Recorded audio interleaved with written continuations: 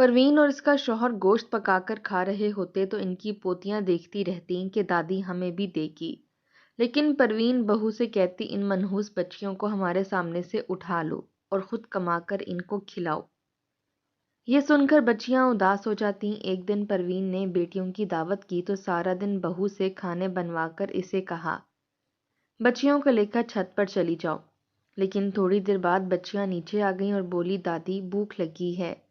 پروین نے گرم سالن ان کے اوپر پھینک دیا اور وہ تڑپتی ہوئی اوپر چلی گئیں تو تھوڑی دیر بعد اچانک نیچے سے چیخیں گونج اٹھیں کیونکہ دادی تھوڑا سا گوشت ہمیں بھی دے دو نا، بہت زیادہ بھوک لگ رہی ہے۔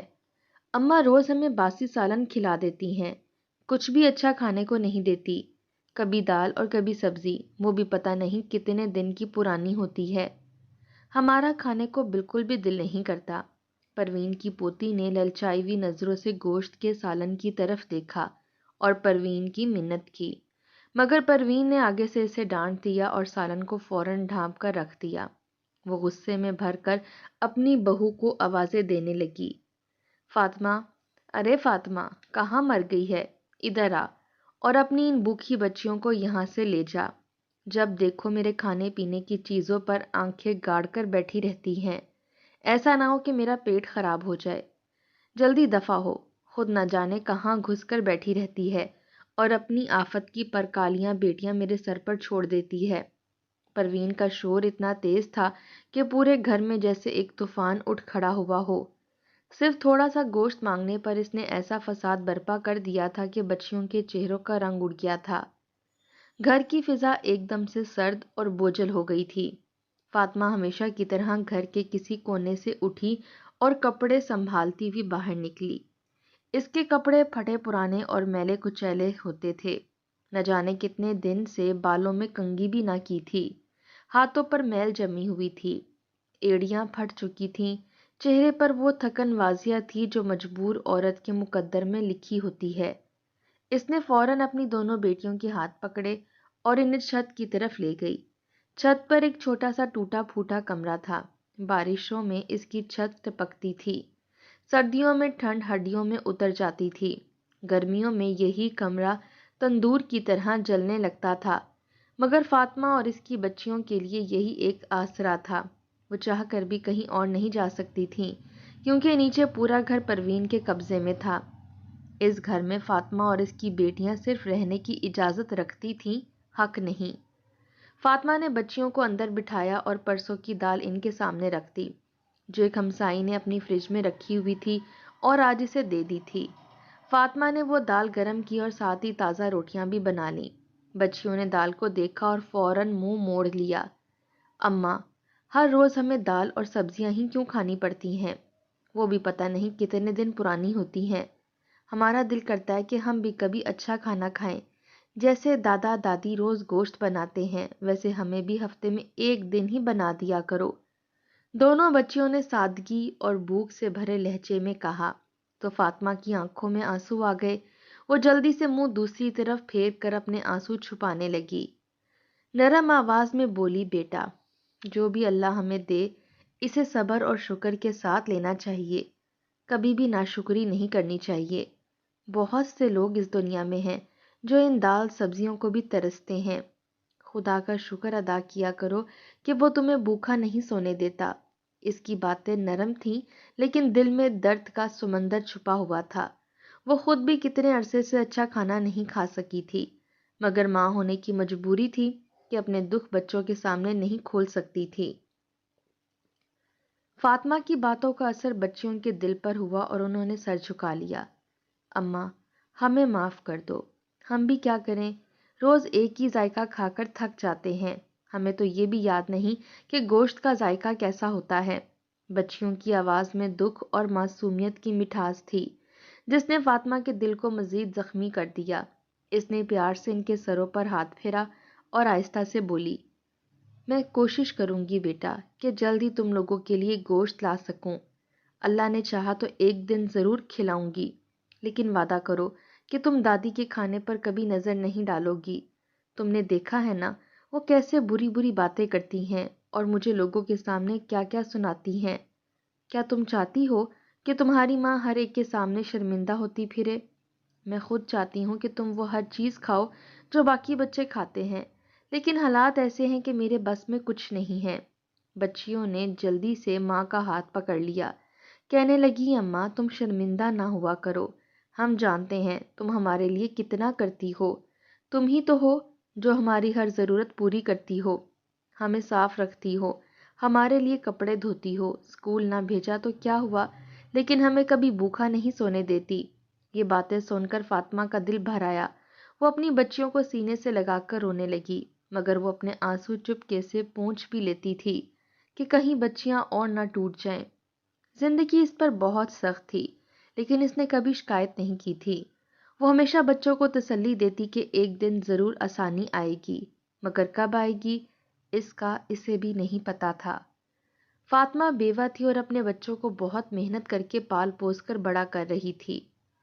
وہ سارا دن گھر کے کام سنبھالتی اور پھر لوگوں کے گھروں میں جا کر کام کرتی تاکہ اپنے بچوں کا پیٹ پال سکے۔ خدا نے اسے بیٹے سے نہیں نوازا تھا اور یہی بات اس کی زندگی کی سب سے بڑی آزمائش بن گئی تھی۔ شوہر کی وفات کے بعد ذمہ داریوں کا پہاڑ اس کے کندھوں پر آ گرا تھا۔ احساس نے اس کے دل کو بالکل بدل دیا تھا۔ اب وہ خود کو مضبوط بھی دیکھتی تھی اور ٹوٹا ہوا بھی۔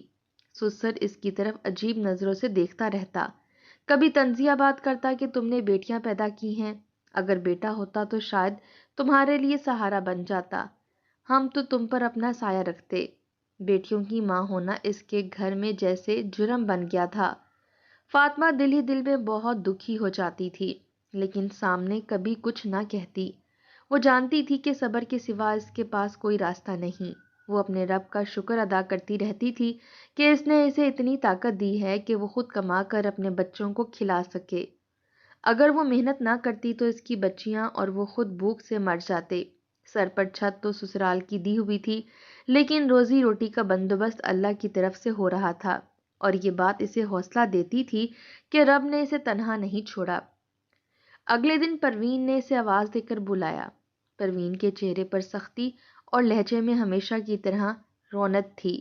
وہ کہنے لگی کہ میں نے اپنی بیٹیوں کی دعوت رکھی ہے، میں چاہتی ہوں کہ دعوت بہترین طریقے سے ہو، سارے پکوان تیار ہوں، اور ہاں، تمہاری ندیدی بچیاں بھی ساتھ ساتھ بھٹکتی نہ رہیں۔ انہیں سمجھا دینا کہ وہ کسی کے سامنے ہاتھ نہ پھیلائیں۔ تم نے کھانے تیار کرنے ہیں، تمہارے سسر گوشت لے آئے ہیں، اسے رات کو ہی صاف کر کے رکھ دینا، صبح سے کھانا بنانا ہے۔ فاطمہ نے بس سر جھکا کر ہاں کر دی، جواب دینے کی ہمت نہ ہوئی۔ وہ جانتی تھی کہ ایک نیا دن پھر سے اس کی آزمائش لے کر آئے گا۔ گھر میں طرح طرح کے پکوان تیار ہو گئے، مہک پورے گھر میں پھیل گئی۔ پروین کی بیٹیاں خوب بن سور کر آئیں گی اور خوشی خوشی بیٹھ کر کھائیں گی، لیکن اس کی اپنی بچیاں ترسی ہوئی نظروں سے سب کو دیکھتی رہیں گی۔ کوئی ان کو دیکھ کر بھی نہیں پوچھے گا، بلکہ الٹا ڈانٹ پڑے گی کہ دور کھڑی رہو، کھانے کے پاس مت آؤ۔ ایک نوالا بھی ان کے حصے میں نہ آتا تھا، ملتی تھی تو صرف ڈانٹ اور پھٹکار۔ دعوت کا انتظام کرنا فاطمہ کے لیے کبھی مشکل نہیں رہا تھا، زندگی نے اسے یہ سب کرنا سکھا دیا تھا، لیکن اپنی بیٹیوں کو سمجھانا بہت مشکل تھا۔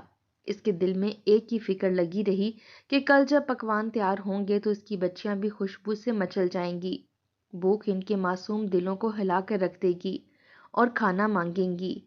وہ ضد کریں گی اور وہ انہیں کیسے سمجھائے گی کہ اس گھر میں بیٹیوں کے حصے میں صرف قربانی آتی ہے، خوشی نہیں۔ وہ یہ سوچ کر رنجیدہ ہو گئی کہ کل اسے اپنے ہاتھوں سے کھانا بنانا ہے، لیکن اپنے بچوں کو نہیں کھلا سکے گی۔ بچیاں اگر کسی کے سامنے چلی گئیں اور بھابھی نے دیکھ لیا تو وہ مزید ذلیل کرے گی۔ اسے سمجھ نہیں آ رہا تھا کہ انہیں کہاں بٹھائے، کہاں چھپائے، گھر کے کون سے کونے میں انہیں روک سکے گی کہ وہ سب کے سامنے کھانا مانگ کر شرمندہ نہ ہوں۔ وہ گھر واپس آئی تو اس کی بچیوں نے بھاگ کر اسے گلے سے لگا لیا۔ ان کے کپڑے پرانے تھے مگر دل بہت نرم تھے۔ فاطمہ انہیں سینے سے لگا کر خود بھی ٹوٹ گئی۔ اسے لگا جیسے اس کی بچیاں صرف ماں کے لمس سے ہی دنیا کی ساری کمی پوری کرنے کی کوشش کر رہی ہیں۔ وہ خاموشی سے ان کے سر سہلاتی رہی۔ اس کے دل میں بار بار ایک ہی دعا اٹھ رہی تھی کہ یا اللہ مجھے ہمت دے، مجھے روزی دے، مجھے اتنی طاقت دے کہ میں اپنی بچیوں کو کسی کا ترسایا ہوا نوالا نہ کھلاؤں، بلکہ اپنی محنت سے عزت کا رزق کھلا سکوں۔ وہ رات دیر تک جاگتی رہی، گوشت صاف کرتی رہی، دماغ میں یہی خیال گردش کرتا رہا کہ صبح کا دن پھر اس کی بیٹیوں کی آزمائش لے کر آئے گا۔ لیکن دل میں اس نے خود کو مضبوط کیا۔ اس نے سوچا کہ وہ اپنی بچیوں کو پیار سے سمجھائے گی، ان کا دل بہلائے گی اور کوشش کرے گی کہ ان کی نظر کھانے پر نہ جائے۔ وہ چاہتی تھی کہ اس کی بچیاں بھوکی ضرور رہ جائیں مگر ذلیل نہ ہوں۔ فاطمہ نے آسمان کی طرف دیکھا اور دل میں شکر ادا کیا۔ اس نے کہا کہ اللہ تو جانتا ہے میں اپنی بچیوں کے لیے لڑ رہی ہوں، میں کمزور ضرور ہوں مگر ٹوٹی نہیں، تو بس میرے ساتھ رہنا اور میری بچیوں کے نصیب چمکا دینا۔ اس نے دل میں مضبوط یقین باندھ لیا کہ اگر آج تکلیف ہے تو کل آسانی بھی ضرور ہوگی۔ فاطمہ نے اگلے دن سارا کھانا تیار کر لیا۔ گھر میں گوشت کی خوشبو ہر طرف پھیلی ہوئی تھی، طرح طرح کے کھانے بن چکے تھے، پلاؤ، مٹن، بیف قیمہ، بھرے کریلے، میٹھے کی 2-3 ڈشز اور نہ جانے کیا کچھ تھا جو فاطمہ کی ساس نے بنوایا تھا۔ بیٹیاں آ چکی تھیں اور کھانے کی خوشبوئیں سونگھتے ہوئے بے تابی سے کہہ رہی تھیں، اماں جلدی سے کھانا لگوا دو، بہت بھوک لگی ہے، اور خوشبو اتنی اچھی آ رہی ہے کہ ایک لمحہ بھی صبر نہیں ہو رہا۔ پروین کہنے لگی کہ ہاں، میں نے سب کچھ تم لوگوں کی پسند کے مطابق بنوایا ہے، کسی ایک کی پسند بھی نہیں چھوڑی۔ اتنے کھانے تیار کروائے ہیں کہ تم لوگ دیکھ کر خوش ہو جاؤ گے۔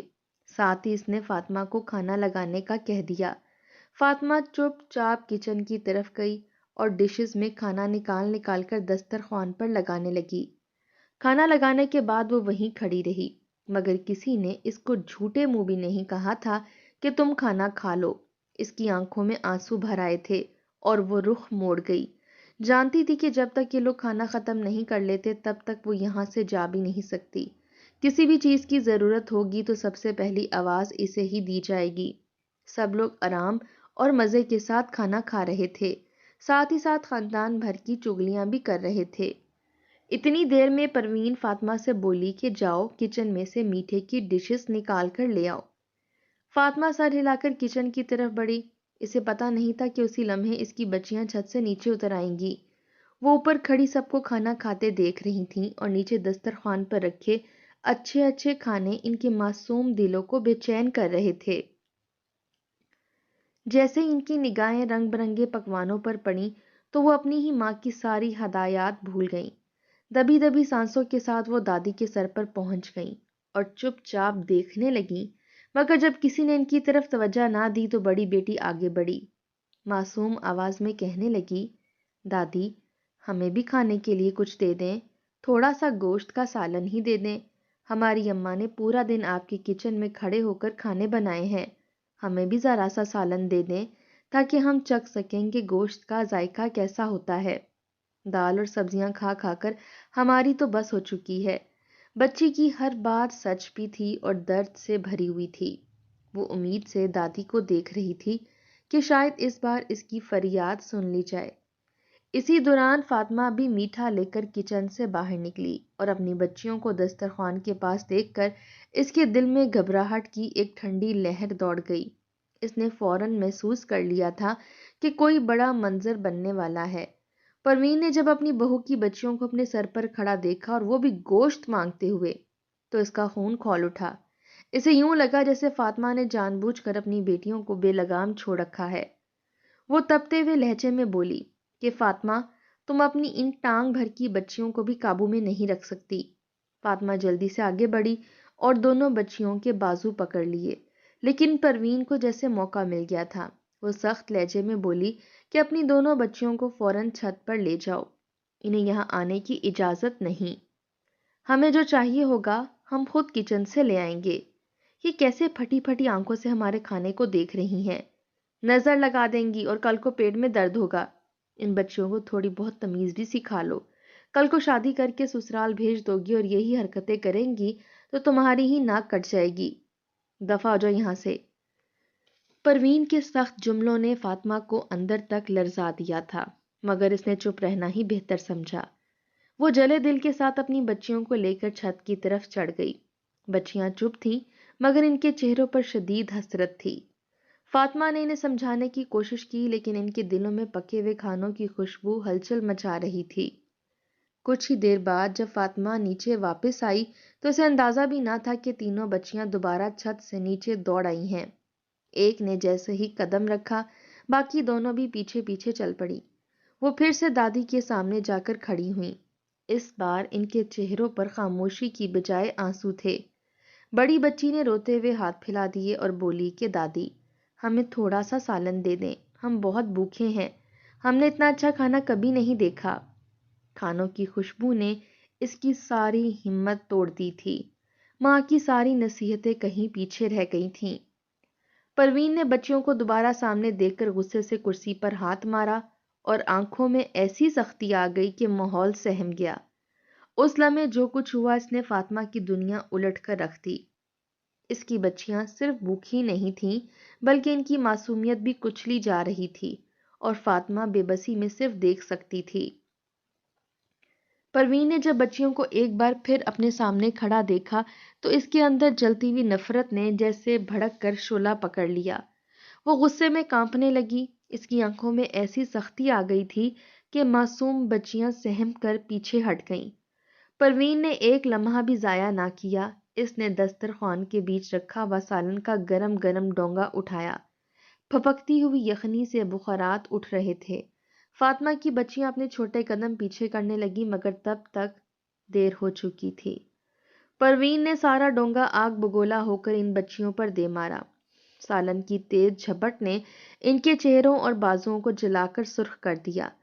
دونوں بچیوں کے منہ سے ایک ساتھ ایسی دردناک چیخ نکلی کہ پورا گھر لرز اٹھا۔ چھوٹی بچی تو درد کے مارے وہیں فرش پر بیٹھ گئی۔ بڑی بچی نے دونوں ہاتھوں سے اپنا چہرہ پکڑ لیا۔ گھر بھر کی عورتیں اور پروین کی بیٹیاں سہم گئیں مگر پروین کے چہرے پر ذرا بھی نرمی نہ آئی تھی، جیسے اس نے کچھ غلط کیا ہی نہ ہو۔ فاطمہ بھاگتی ہوئی آئی تو اس کی آنکھیں پھٹ گئیں۔ اس کی بچیاں فرش پر تڑپ رہی تھیں۔ ان کے چہروں اور ہاتھوں سے جلے ہوئے چھالے اٹھ رہے تھے۔ فاطمہ کے پاؤں تلے سے زمین نکل گئی۔ اس کی حلق سے آواز تک نہ نکلی۔ وہ گڑ گڑا کر اپنی بچیوں کو سینے سے لگا کر کھڑی ہو گئی۔ آنسو اس کے چہرے سے بہتے جا رہے تھے مگر اس نے پروین کے سامنے کوئی لفظ بھی نہیں کہا۔ وہ جانتی تھی کہ اسے بولنے کا کوئی فائدہ نہیں۔ وہ صرف اپنی جلی ہوئی بچیوں کو اٹھا کر اوپر چھت پر لے گئی۔ بچیاں اس کے بازوؤں میں تڑپ رہی تھیں۔ ان کی چیخیں فاطمہ کے دل میں کانٹے کی طرح گڑ رہی تھیں۔ وہ ماں تھی اور اپنی اولاد کو یوں جلا دیکھ کر اندر سے ٹوٹ رہی تھی۔ وہ چھت پر جا کر بچیوں کے زخموں پر ٹھنڈا پانی ڈالنے لگی مگر بچوں کی چیخیں کم نہ ہو رہی تھیں۔ ان کی تکلیف فاطمہ کے وجود کو چیر رہی تھی۔ وہ روتے روتے خود بھی کانپنے لگی۔ وہ بار بار انہیں سینے سے لگاتی اور آہستہ آہستہ سہلاتی مگر درد تھا کہ تھمنے کا نام نہ لیتا تھا۔ اسی وقت نیچے سے ایک بھیانک چیخ گونجی۔ وہ چیخ اتنی تیز تھی کہ فاطمہ چونک کر کھڑی ہو گئی۔ اس کا دل دھڑکا۔ وہ آہستہ آہستہ سیڑھیاں اترنے لگی کیونکہ بچیوں کو چھوڑ کر بھی وہ نہیں جا سکتی تھی مگر اس آواز نے اسے مجبور کر دیا تھا۔ جیسے جیسے وہ نیچے اتر گئی شور بڑھتا گیا۔ نیچے پہنچ کر اس کا دل بیٹھ گیا۔ دیکھا کہ اس کی نند کا 3 سالہ بیٹا کچن کے دروازے پر زمین پر گرا ہوا تھا۔ اس کے جسم پر یخنی پھیلی ہوئی تھی جو اس نے خود پر الٹ دی تھی۔ شاید وہ کھیلتے کھیلتے کچن میں آ نکلا تھا۔ کسی کو خبر ہی نہ ہوئی کہ وہ اندر چلا گیا ہے۔ بڑے پتیلے میں تازی یخنی اب بھی کھول رہی تھی۔ بچے نے جیسے ہی اسے ہاتھ لگایا تو پورا پتیلا اس پر الٹ گیا۔ بچہ زور زور سے چیخ رہا تھا۔ اس کے ننھے ہاتھوں اور جسم پر خوفناک جلن کے نشان بن چکے تھے۔ پروین اور باقی سب بدحواس ہو گئے اور ہوش کھو بیٹھے۔ نندیں چیختی جا رہی تھیں۔ کوئی بچہ اٹھا رہا تھا تو کوئی گاڑی لانے کو بھاگ رہا تھا۔ فاطمہ کے قدم جیسے زمین میں دھنس گئے تھے۔ اس نے پہلی بار دیکھا کہ قدرت نے کیسا پلٹ کر وار کیا تھا۔ وہیں کھڑی وہ تھر تھر کانپنے لگی مگر پھر دوڑی اور بچے کو اٹھا کر دروازے کی طرف بھاگنے والی عورتوں کے ساتھ باہر نکل گئی۔ اسے دیکھ کر سب حیران رہ گئے کہ اتنے ظلم کے بعد بھی یہی عورت سب سے آگے تھی۔ انہیں اسپتال لے جا کر ڈاکٹر کے حوالے کیا مگر جلنے کی شدت اتنی تھی کہ وہ بچہ آدھے گھنٹے بعد ہی زندگی کی سانسیں چھوڑ گیا۔ ہسپتال کی راہداری عورتوں کی چیخوں سے گونج اٹھی۔